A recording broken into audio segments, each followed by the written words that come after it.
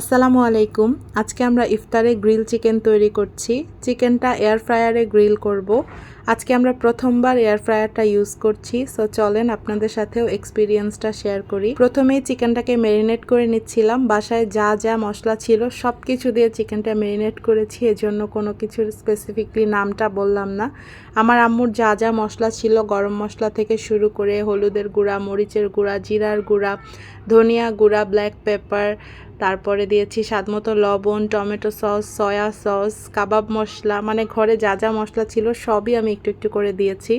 আর বিশ্বাস করেন, তান্দুরি চিকেন বা গ্রিল চিকেনে মশলা একটু এদিক সেদিক হলে কোনো সমস্যা হয় না, বরঞ্চ মশলা একটু বেশি হলেই ভালো হয়, কারণ এটা যেহেতু গ্রিল হয় বা ফায়ারে পোড়া হয়, তো এটা খেতে মজা লাগে। আমি সবসময় টক দই ইউজ করি, বাট আজকে টক দই না থাকায় আমি গুঁড়া দুধ আর লেবুর রস দিয়েছি, সেই সাথে একটু চিনিও দিয়েছি।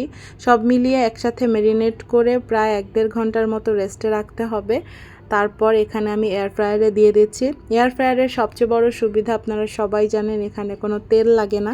আর আমি ম্যারিনেশনের সময় একটুখানি সরিষার তেল দিয়েছিলাম, জাস্ট 2 টেবিল চামচের মতো।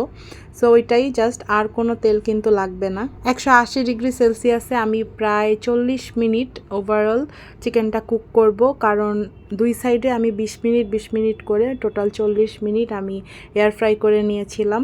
আর ট্রাস্ট মি, এটা সত্যি অনেক ম্যাজিক্যাল ছিল। আমি ফার্স্ট টাইম আজকে এয়ার ফ্রায়ারটা ইউজ করছি। সবসময় ভিডিওতে দেখতাম, বাট নিজে এক্সপিরিয়েন্স করলাম আজকে প্রথমবার, আর এটা সত্যি অনেক হেল্পফুল আমাদের জন্য। সারা জীবন যেহেতু এসব আইটেম তেল দিয়ে ভরপুর করে রান্না করছি, বাট আজকে একদমই তেল ছাড়া, তাই মনের মধ্যে একটু খুঁতখুত লাগতেছিল বলে আমি উপর থেকে হালকা একটু সরিষার তেল ব্রাশ করে দিয়েছিলাম। বাট এটা না দিলেও চলে, আসলে তেলের কোনো প্রয়োজনই নাই এখানে।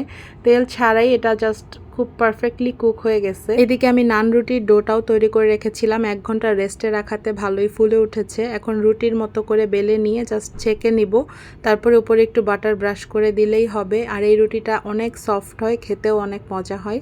এখানে আমাদের চিকেনটা একদম রেডি। একটু কয়লা আগুনে গরম করে এখানে একটু ফ্লেভার দিয়েছিলাম, বারবিকিউ ফ্লেভার আসে তাহলে, আর চিকেন একটু স্মোকি ফ্লেভার আসলে কিন্তু খেতে অনেক মজা লাগে। ফাইনালি আমাদের আজকের ইফতার রেডি। গ্রিল চিকেন, নান রুটি, সালাদ, মেয়ো, খেজুর এবং শরবত। আলহামদুলিল্লাহ অনেক ভালো ইফতার ছিল।